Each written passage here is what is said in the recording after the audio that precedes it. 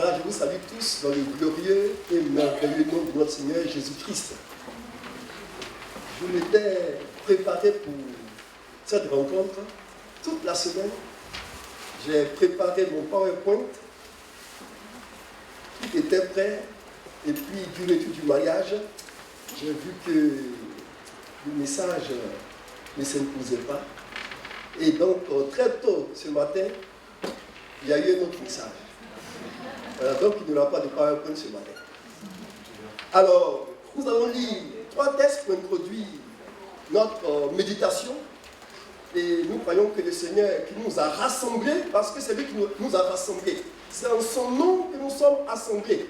Et les Écritures sont formelles, là où 2 ou 3 sont assemblés en son nom, il se tient au milieu d'eux. Et ce qui caractérise notre rencontre, c'est la présence de Dieu au milieu de nous. Nous allons lire 2 textes dans 1 Samuel, et puis un texte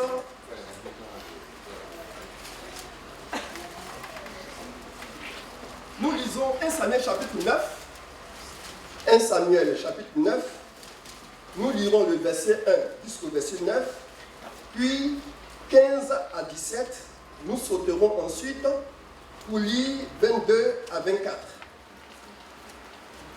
Ensuite, nous lirons Genèse chapitre 37, 12 à 17.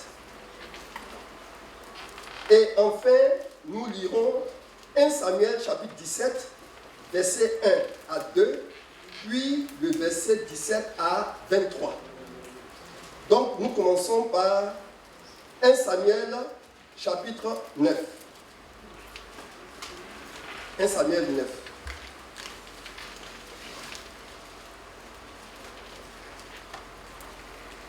À partir du verset 1er.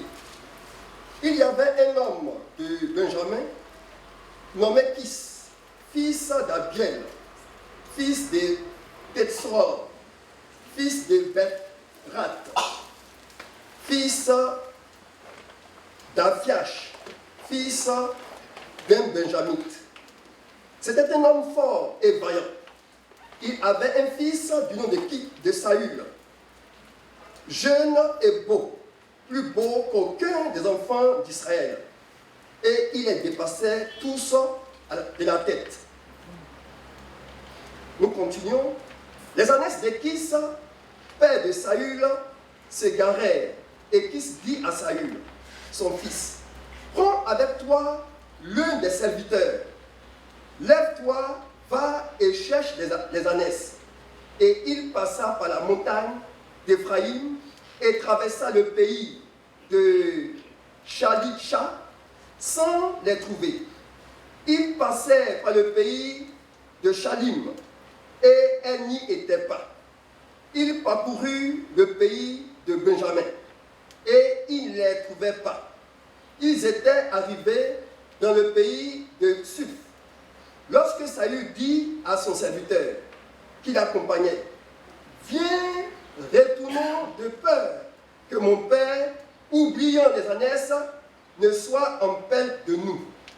Le serviteur lui dit, voici, il y a dans cette ville un homme de Dieu, et c'est un homme considéré. Tout ce qu'il dit ne manque pas d'arriver. Allons-y donc. Peut-être nous fera-t-il connaître le chemin que nous devons prendre. Saül dit à son serviteur, mais si nous y allons, que porterons-nous à l'homme de Dieu? Car il n'y a plus de provisions dans nos sacs. Et nous n'avons aucun présent à offrir à l'homme de Dieu. Qu'est-ce que nous avons? Le serviteur reprit la parole et dit à Saül, voici, j'ai sur moi le quart d'un cycle d'argent. Je le donnerai à l'homme de Dieu, et il nous indiquera notre chemin. Nous lisons le verset 15 à 17. Or, un jour avant l'arrivée de Saül, l'Éternel avait averti Samuel en disant, demain, à 7 heures, je t'enverrai un homme du pays de Benjamin, et tu loindras pour chef de mon peuple d'Israël. Il sauvera mon peuple de la main des Philistins, car j'ai regardé mon peuple parce que son cri est venu jusqu'à moi. Lorsque Samuel eut aperçu Saül, l'Éternel lui dit, voici l'homme dont je t'ai parlé. C'est lui qui régnera sur mon peuple. Versets 22 à 24. Samuel prit Saül et son serviteur et les fit entrer dans la salle et leur donna une place à la tête des convives, qui étaient environ 30 hommes. Samuel dit au cuisinier, c'est la portion que je t'ai donnée, en te disant, mets-la à part. Le cuisinier donna l'épaule et ce qui l'entoure, et il a servi à Saül. Et Samuel dit, voici ce qui a été réservé, mets-le devant toi et mange, car on a gardé pour toi, lorsque j'ai convié le peuple. Ainsi, Saül mangea avec Samuel ce jour-là. Nous lisons Genèse chapitre 37. Genèse 37. Tout ce que nous allons dire sont des choses que vous connaissiez. Et donc c'est un rappel. Genèse 37. Après le verset 12. Les frères de Joseph étaient allés à Sichem pour faire paître le troupeau de leur père. Israël dit à Joseph, tes frères ne font-ils pas paître le troupeau à Sichem? Viens. 37. Viens, je veux t'envoyer vers eux. Et il répondit, me voici. Israël lui dit, va, je te prie et vois si tes frères sont en bonne santé et si le troupeau est en bon état. Et tu m'en rapporteras des nouvelles. Il l'envoya ainsi de la vallée d'Hébron et Joseph alla à Sichem. Un homme le rencontra comme il errait dans les champs. Il le questionna en disant, que cherches-tu? Joseph répondit, je cherche mes frères. Dis-moi, je te prie, où ils font paître les troupeaux. Et l'homme dit, ils sont partis d'ici, car je les ai entendus dire, allons à Dothan. Joseph alla après ses frères et il les trouva à Dothan. La dernière lecture, dans 1 Samuel, chapitre 17.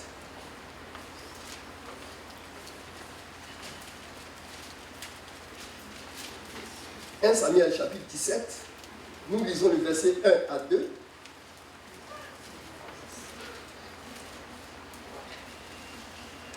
Les Philistins réunirent les armées pour faire la guerre et ils se rassemblèrent à Soko, qui appartient à Juda. Et ils campèrent entre Soko et Azeka et Éphèse d'Amen. Saül et les hommes d'Israël se rassemblaient aussi. Ils campaient dans la vallée des Térébentes et ils se mirent en ordre de bataille contre les Philistins. Nous sautons, nous lisons le verset 17 à 23. Isaïe dit à David, son fils, prends pour tes frères cet épha de grains rôtis et ces 10 pains et cours au camp vers tes frères. Porte aussi ces 10 fromages au chef de leur millier. Tu verras si tes frères se portent bien et tu m'en donneras des nouvelles. Sûr, ils sont avec Saül et tous les hommes d'Israël dans la vallée des Térébentes, faisant la guerre aux Philistins. Verset 30. David se leva de bon matin. Il laissa les brebis à un gardien, prit la charge et partit comme Isaïe de lui avait ordonné. Notre Dieu, notre Père, nous te remercions dans le nom de Jésus-Christ. Merci pour ce rassemblement que tu as rendu possible. Merci de ce que, Seigneur, quand nous nous rassemblons, tu nous parles. Et ta parole nous instruit à salut. À toi la gloire, la louange, l'honneur, dans le nom de Jésus. Amen. Chers frères, nous avons fait 3 lectures qui nous parlent de 3 personnages de la Bible que tous nous connaissons. Ces trois personnages ont un point commun. C'est que chacun d'eux a reçu de son père la charge d'aller faire une commission. La première lecture que nous avons faite parle de Saül. Son père a égaré ses ânesses et il demande à Saül, va chercher les ânesses. S'agissant de Joseph, son père a envoyé ses frères perdre les troupeaux. Et ils sont pendant un bout de temps. Il envoie alors Joseph s'enquérir de leurs nouvelles. Et puis, nous voyons le cas de David. Ses frères se trouvent au front, sur un champ de bataille. Et son père lui demande, va t'enquérir des nouvelles de tes frères. Et tu viendras me faire un rapport exact, complet. Et chacun d'eux s'est exécuté. Chacun d'eux a obéi. Et en obéissant pour chacun d'eux, il s'est trouvé qu'ils ils sont entrés dans le dessein de Dieu pour leur vie. Ils n'étaient pas un moment de prière. Ce n'était pas un moment de jeûne et prière. Ce n'était pas à un coup biblique. Ils ont simplement entendu et respecté une commission domestique. Va voir tes frères qui sont allés faire les troupeaux. Va chercher les ânesses. Et dans leur pas d'obéissance, ils sont entrés dans le roseau de Dieu. Alléluia. Chers frères et sœurs, le Seigneur est présent et il agit toujours. Il n'y a pas eu, le soleil ne s'est pas levé à minuit, ni le coq n'a pas chanté à minuit. C'était ordinaire. N'attendons pas des temps extraordinaires pour voir la main de Dieu dans nos vies. Soyons toujours disponibles. Quand on a appelé Joseph, il a dit, me voici. David également a dit, me voici. Notre disponibilité nous engage dans le réseau de Dieu, dans le plan de Dieu pour notre vie. Chers frères, nous devons retenir cela. C'est vrai qu'il y a eu des fois où c'était au cours d'un moment de prière que Dieu a parlé. C'était le cas de Paul et Silas. Ils étaient en réunion de prière. Et l'Esprit a dit, mettez-moi à part Saul et Barnabas pour l'œuvre à laquelle je les ai appelés. Ça arrive. Mais la voix de Dieu ne se fait pas entendre toujours de cette manière. La voix de Dieu ne se fait pas entendre toujours de cette manière. C'est exceptionnel. La voix de Dieu se fait entendre couramment. Dans le quotidien de notre vie. C'est pourquoi il est dit dans Colossiens chapitre 3, verset 23, tout ce que vous faites, faites-le de bon cœur. Pas comme pour les hommes, mais pour le Seigneur. Alléluia. Tout ce que vous faites, faites-le de bon cœur. Pas comme pour les hommes, mais pour le Seigneur. Chers frères, nous devons retenir ce point qui est important. Dieu est dans le quotidien de notre existence. Dans notre rapport avec notre épouse et notre époux et notre frère, nous devons être disponibles pour que Dieu se serve de nous. Amen. Pour accomplir son dessein dans la vie de notre frère, dans la vie de notre époux, dans la vie de notre épouse, dans la vie de nos enfants. Quelquefois on prie, mais peut-être que la solution, ce n'est pas la prière. La solution, c'est notre disponibilité à obéir. Celui qui est fidèle dans les petites choses, nous dit les Écritures, Dieu lui fera voir les grandes choses. Chers frères et sœurs, le Seigneur est avec nous et il veut accomplir son dessein dans nos vies et nous devons être attentifs à la voix de Dieu. Donc nous répétons en disant que c'est pour accomplir un service domestique simplement et c'est parti pour Joseph. Joseph, David n'est pas allé faire la guerre. Il n'est pas allé tuer Goliath. Il ne savait rien. Il allait faire une commission, donner des figues, donner la nourriture. C'est tout ce qu'il allait faire. Et il s'est trouvé dans un champ de bataille où il s'est engagé à défendre l'honneur de Dieu. Soyons ouverts à la voix de Dieu. Soyons disponibles. Soyons persuadés à l'idée que chacun de nous ici présent, Dieu veut aller de l'avant avec nous. Il veut réaliser le dessein qu'il a prévu pour nous de toute éternité. Ce que nous voulons ajouter en deuxièmement, c'est que pour chacun de nous, Dieu a une portion. Dans le texte de Saül que nous avons lu, il est dit, Dieu a dit à Saül, je t'enverrai quelqu'un demain matin. Et Saül, à son tour, a donné des instructions au cuisinier. Mais à part cette portion. Et il est dit, on t'a gardé. Cela t'a été gardé. Il y a des choses que Dieu a réservées pour vous. Amen.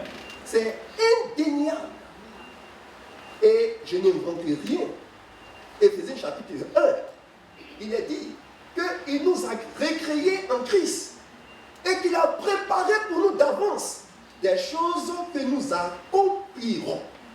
Dieu a une portion pour chacune de nos vies. Dieu a un dessein précis pour chacun de nous. Dieu a quelque chose qu'il veut partager avec nous. Vous vous souvenez certainement, n'est-ce pas, de la Pâque. Le texte se trouve dans Exode. Vous pourrez le lire après, Exode, je crois, chapitre 13, n'est-ce pas? Si vous lisez ce texte, vous verrez, n'est-ce pas, que l'agneau qui a tué, l'agneau, Dieu a dit, mettez à part un agneau sans défaut, mâle, mettez-le à part. Et cet agneau va être immolé. Son sang va être mis sur les linteaux de la porte. Mais l'agneau lui-même, l'agneau ou les chevreaux, sera cuit, rôti. Et il est dit, il sera cuit avec son intérieur, c'est-à-dire les boyaux, les tripes, tout sera cuit. Ils n'ont pas enlevé la Bible. C'était la Bible. C'est amer. C'était à l'intérieur également. Ils ont cuit cela avec des herbes amères.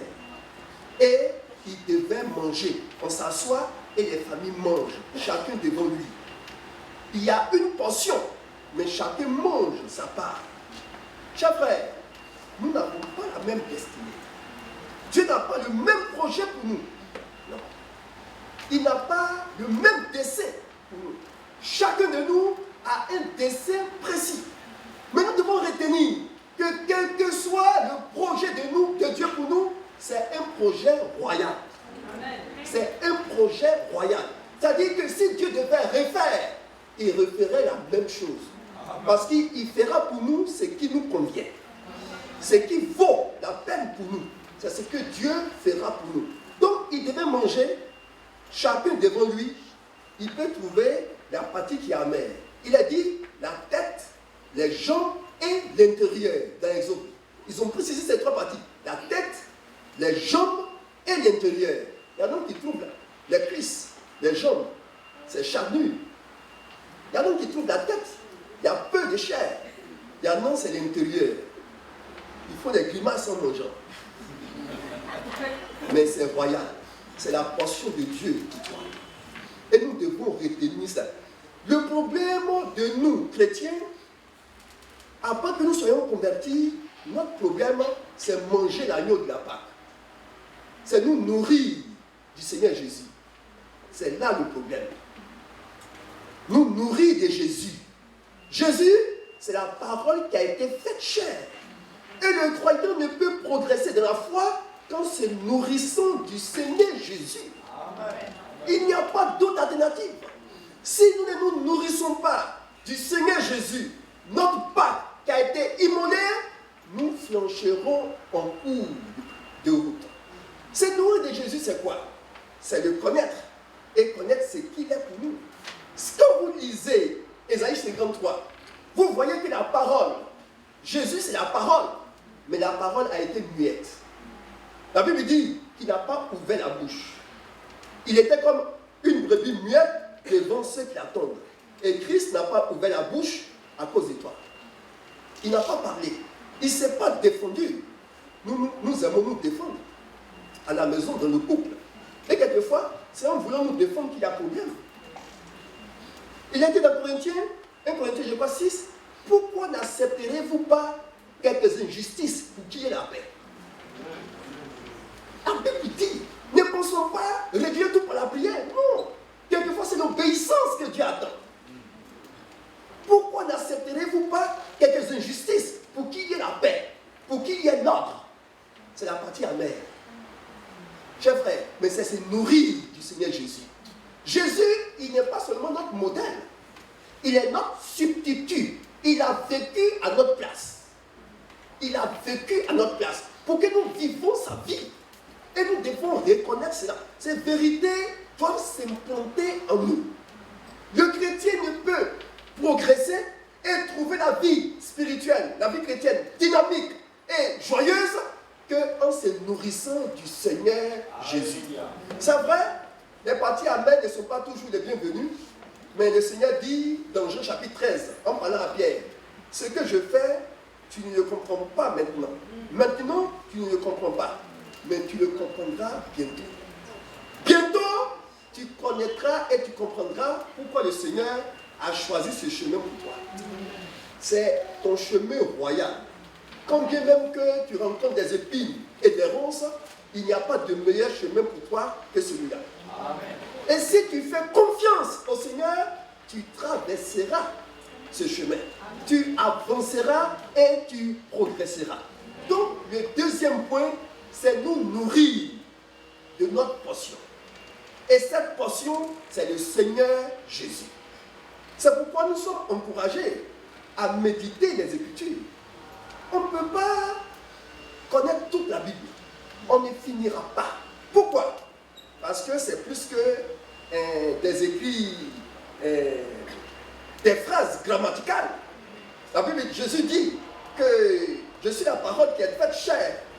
Et cette parole-là, elle est vivante. Si vous lisez dans Pierre, 1 Pierre chapitre 1, je crois le verset 19, etc. Cette parole, elle est vivante et permanente. Elle est vivante et permanente, les Écritures. Elle est vivante pour nous apporter la vie, pour nous soutenir, pour nous affermir. Mais pour qu'il en soit ainsi, il faut la méditer. Il faut sonder les Écritures. Il faut trouver du plaisir à lire la parole de Dieu. Parce que la parole de Dieu, elle est faite pour notre cœur. Et elle est faite pour guérir nos maux, pour nous affermir et pour nous donner d'aller de l'avant. Alors, ce deuxième point, c'est que nous sommes appelés à nous nourrir, n'est-ce pas, de l'agneau de la Pâque, qui est la portion que Dieu a destinée pour nous. Et quelle que soit notre portion, la Bible nous exhorte à rendre grâce toujours au Seigneur. Dans Éphésiens chapitre 5, verset 20, il est dit, rendez continuellement grâce pour toutes choses. Rendez continuellement. Ce n'est pas de temps à autre. Ce n'est pas quand ça va bien. Mais rendez continuellement grâce. Et dans 1 Thessaloniciens chapitre 5, verset 20, il est dit, rendrez grâce à Dieu en toutes choses et pour toutes choses. L'esprit humain ne peut pas toujours comprendre. L'esprit humain. Si nous prenons le cas de Joseph, Joseph a été pour faire une commission. Et ses frères trouvent l'occasion de le vendre.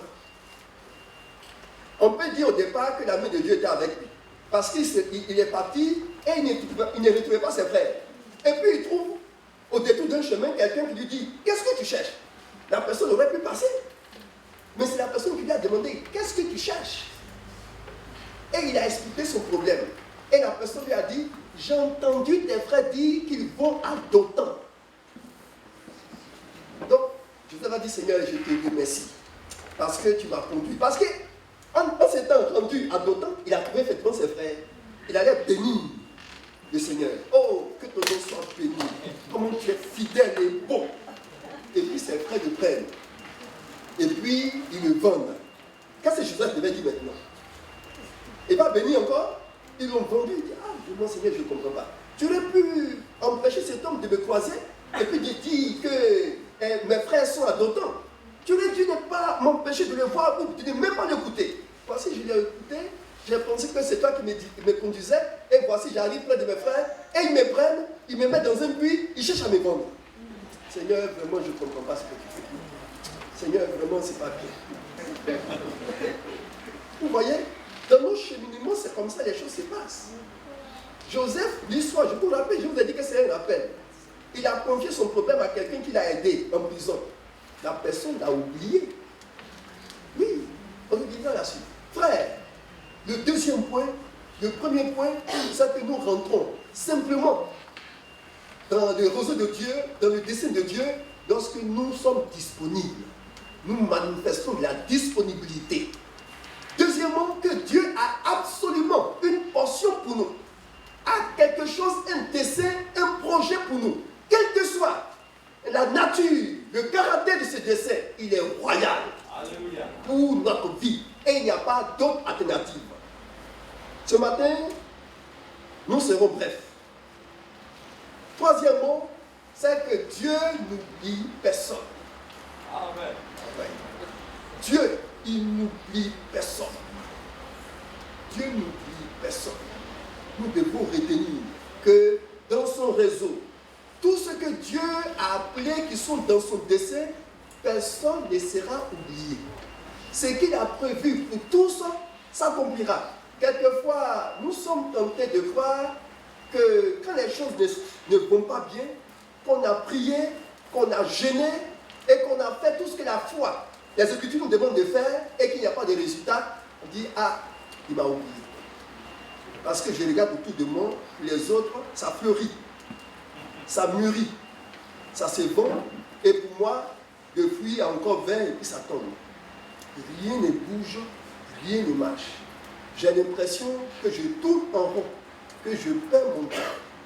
Est-ce que ceux qui m'encouragent ne sont pas en train de me tromper? Est-ce que je ne suis pas dupe? Est-ce que je ne suis pas niais? Mon frère et ma soeur, tu n'es pas dupe, tu n'es pas niais. Fais toujours confiance au Seigneur. Parce que le Dieu qui t'a appelé à son amour et à sa gloire n'oublie personne. Alors, chers frères, je crois que vous connaissez tous l'histoire de Mardochée. Pour gagner du temps, je ne vais pas lire les textes. Vous connaissez l'histoire de Mardochée dans Esther. La Bible nous enseigne que Mardochée a fait déjouer un assassinat. On devait assassiner le roi. Et Mardochée a rapporté le complot. Et donc, le roi a pu échapper, n'est-ce pas, au guet-apens, au coup d'État. Et cela a été noté dans un livre. Mais Mardochée n'a eu aucune récompense. Et quelques temps après, Mardochée s'est trouvé dans un problème. Un homme du nom d'Aman cherchait à tuer Mardochée. Il a tout planifié. Et son plan était sur le point de s'accomplir. Il voulait faire pendre publiquement Mardochée. C'est en ce moment précis que Dieu donne l'insomnie au roi. Vous me suivez? Dieu a donné l'insomnie au roi. Durant toute la nuit, le roi n'a pas eu de sommeil. Il ne dormait pas. Il a appelé alors ses serviteurs d'aller prendre les annales, les livres de chroniques, les livres d'histoire. C'est des bibliothèques où il y a beaucoup de livres. Des livres qui racontent l'histoire depuis ses ancêtres. Comment son royaume est affermi. Ils sont allés, ils ont choisi un. Et puis ils ont ouvert. Le livre qu'ils ont choisi, le chapitre qu'ils ont ouvert, c'est le chapitre qui parle de Mardochée. C'est ça. Et Dieu, le roi va dire, quand on va lui lire cela, il va dire, mais cette personne qui a fait déjouer le plan des eunuques qui voulaient assassiner le roi, qu'est-ce qu'on lui a fait? Ils vont dire, on ne lui a rien donné comme récompense. Il dit, ah bon? Alors, le roi était en train de réfléchir, pour une telle personne, qu'est-ce qu'on doit lui faire? Quelle récompense il mérite? C'est pendant que le roi réfléchissait que l'ennemi juré de Mardochée fait son entrée. Il est dans la cour, il s'est fait annoncer. On dit, il est le bienvenu, il est venu au bon moment. Il vient, il pensait être dans les faveurs du roi. On lui a dit, le roi veut savoir quelle récompense il faut pour quelqu'un d'une telle personne. Quelqu'un qu'on veut honorer. Qu'est-ce qu'on doit lui faire? Il a directement, son ordinateur a fonctionné. Il est entré. Il dit quelqu'un que le roi veut honorer, on prend le cheval blanc du roi. On met la couverture royale là-dessus. On pose la casse royale sur la tête du cheval. On s'assoit là-dessus, et puis quelqu'un le prend et il fait un défilé dans la ville de Genève. Et le roi a dit, tu es génial. Mon premier conseiller, tu es génial. Alors, ce que tu vas faire, tu vas prendre le cheval, tu l'habilles, comme j'ai dit, et il y a quelqu'un qui est assis à la porte, Madoché, tu lui mets la soupe. La soupe a coulé sur lui. Son visage a changé. Il ne s'y attendait pas. Mais Dieu manifeste sa grâce à Madoché au moment opportun. Ça dit, c'est en ce moment-là. Si Madoché avait reçu son assistance un peu plus tôt, mais il serait exécuté. Mais c'est au moment opportun. Dieu a réveillé et a mis en place, a conjugué les circonstances pour que Madoché échappe. Madoché n'avait pas été oublié. Et personne d'entre nous ne peut être oublié. Chers frères et sœurs, nous devons être persuadés. Et les Écritures nous l'enseignent de façon formelle et de façon spécifique. Vous pourrez lire dans Ésaïe chapitre 49, versets 15 à 16. Il a dit, moi, je ne t'oublierai pas. Voici, je t'ai gravé sur les paumes de mes mains. Moi, je ne t'oublierai pas. Voici, je t'ai gravé sur les paumes de mes mains. Ça veut dire que nous participerons toujours à l'action de Dieu. Parce que la main, c'est la main de la création, c'est la main de l'action. Dieu sera toujours en œuvre dans nos vies. Il est dit dans 1 Corinthiens, chapitre 12, verset 27, vous êtes le corps de Christ et vous êtes ses membres, chacun pour sa part. Nous sommes membres du corps de Christ. Amen. Nous ne pouvons pas être oubliés du Seigneur. C'est impossible, c'est inimaginable. Nous sommes membres de son corps. Amen. Et il va fonctionner avec nous. Et il fonctionnera toujours avec nous. Chers frères et sœurs, soyons pleins d'espérance dans notre communion et notre marche avec Dieu. Et ne doutons de rien. Amen. Quelle que soit l'adversité, si le ciel semble fermé pour nous, s'il y a comme un nuage sombre sur nos vies, restons fidèles.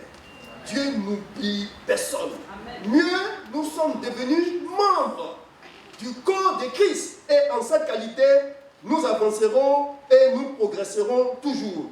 Mais nous devons retenir que pour chacun de nous, le Seigneur a un dessein et il a un plan. Je reviens un peu sur ce que j'ai dit, par exemple de la prière, etc. Vous connaissez Paul. Il a eu un problème. Paul a eu un projet. Il a eu un projet, il a écrit aux Romains. On dirait quelques portions. Il a dit aux Romains que je vais arriver chez vous et je vais vous enseigner, vous instruire, vous fortifier de la foi. Et on sera dans la joie. Mais avant cela, il faut que je passe à Jérusalem, que je remette aux frères de Jérusalem les dons, et puis je ferai un détour par l'Espagne et j'arriverai chez vous. C'était son projet. Et puis il a prié pour ça. Je vais vous lire quelques portions de cette prière. Et donc nous lisons dans Romains chapitre 1, versets 10 à 13, Paul dit, demandant continuellement dans mes prières d'avoir enfin, par sa volonté, le bonheur d'aller vers vous. Car je désire vous voir, pour vous communiquer quelques dons spirituels, afin que vous soyez affermis, ou plutôt afin que nous soyons encouragés ensemble, au milieu de vous, par la foi qui nous est commune, à vous et à moi. Je ne veux pas vous laisser ignorer que des frères, que j'ai souvent formé le projet d'aller vous voir, afin de recueillir quelques fruits parmi vous, comme parmi les autres nations. Mais j'en ai été empêché jusqu'ici. Maintenant, il va dire que maintenant, la porte lui est ouverte. 15, 22 à 28. Et je me suis fait honneur d'annoncer l'évangile où Christ n'avait point été annoncé, afin de ne pas bâtir sur les fondements d'autrui. selon qu'il est écrit, ceux à qui n'avait point été annoncé verront. Et ceux qui n'avaient point entendu parler comprendront. C'est ce qui m'a souvent empêché d'aller vers vous. Mais maintenant, n'ayant plus rien qui me retienne dans ces contrées, et ayant depuis plusieurs années le désir d'aller vers vous, j'espère vous voir enfin. Alors, on continue, on termine par, dans toujours Romains chapitre 15, verset 30 à 32, « Je vous exhorte, frères, par notre Seigneur Jésus-Christ et par l'amour de l'Esprit, à combattre avec moi, en adressant à Dieu des prières en ma faveur, afin que je sois délivré des inquiétudes de la Judée, et que les dons que je porte à Jérusalem soient agréés des saints, en sorte que j'arrive chez vous avec joie, si c'est la volonté de Dieu. » Ça sera long de lire tout ça. On va résumer. Donc, Paul avait un projet. Et ce qu'on voit, il a prié pour ça. Et il a demandé aux frères de prier pour ça. Alors, pour résumer, Paul n'ira jamais en Espagne. L'itinéraire ne va pas l'amener là-bas. Il va aller à Jérusalem. Mais il n'ira pas à Jérusalem dans la paix. Il va connaître des tribulations et des problèmes. Il va se rendre également à Rome. Mais pas de la liberté. Comme il a dit, je vais vous annoncer l'évangile et on sera contre. Non, il va arriver à Rome en tant que prisonnier. Est-ce qu'on se comprend? Il a prié pour ça. Il dit, il priait continuellement pour ça. Il avait un désir, il avait un projet. Un chrétien peut avoir un projet. Paul avait son projet. Aller à Jérusalem, faire un détour par l'Espagne et arriver à Rome. Ce n'est pas réalisé comme il voulait. Mon frère, ne sois pas découragé. Ce n'est pas parce que tu manques de foi. Ce n'est pas parce que ta prière est inefficace. Non. La prière de Paul, non seulement lui-même il priait, mais il demandait et sollicitait des prières des autres. Mais c'est autre chose qui est arrivée. Dieu l'a oublié? Non. Sa prière était inefficace? Non. C'est la volonté de Dieu pour sa vie qui s'est accomplie. Ce qui importe pour vous et pour moi, à vous et à moi, c'est que nous soyons sûrs que nous sommes encore en communion avec Dieu. C'est ça qui importe. Le reste, Dieu s'en charge. Ce qui est important pour toi et pour moi, Paul dit, c'est que chacun sache encore s'il est encore de la... Chacun se sonde pour être sûr qu'il est encore en communion avec Dieu. Pour ne pas courir comme à l'aventure. Que le Seigneur nous aide à être ferme dans la foi, comme il est dit aux Colossiens, affermi dans la foi, marchant et enraciné en lui, et portant des fruits, qu'il en soit ainsi pour nous, et que rien ne nous ébranle. La Bible dit que la nuit est avancée, le jour approche. Et je vous ai dit que les ténèbres ne rayeront pas toujours, à jamais, sur Marseille. Dieu va percer les murailles de Marseille. Sa gloire va se manifester. Je vois le pasteur au mariage, on échangeait informellement, j'étais à côté, il disait que l'endroit où il y a le plus de conversions au monde, vous savez, ce n'est pas dans un pays chrétien, c'est dans un pays musulman. C'est dans un pays musulman où les gens se... Alors, qui peut arrêter? Il y a un proverbe, on ne peut pas arrêter le lézard, il va monter partout. Et il va atteindre le palais du roi. Chers frères, que le Seigneur nous aide. Amen. Soyons pleins de courage. Entrons dans le réseau de Dieu, de la foi, de la simplicité de l'obéissance. Retenons que Dieu a une portion pour nous et qu'il ne nous oublie pas. Quel que soit le chemin par lequel il nous fait passer, c'est un chemin royal pour nous. Et sachons que la nuit est avancée, le jour approche et le jour viendra de façon irrésistible. Et nous serons avec lui dans la gloire pour l'éternité. Nous te bénissons, notre Dieu, notre Père. Toi qui nous as appelés à ta communion et à ton amour. Nous bénissons ton nom. Parce que tu nous parles et tu nous soutiens. Tu as fermé nos pas. Tu étais les bruits du terreur dans nos cœurs. Seigneur, et tu fais éclore ta voix. Ta voix qui soutient. Ta voix qui affermit. Ta voix qui restaure. Père, donne-nous d'être attentifs à cette voix, afin à la louange et à la gloire de ton nom. Merci Seigneur. Amen. Amen.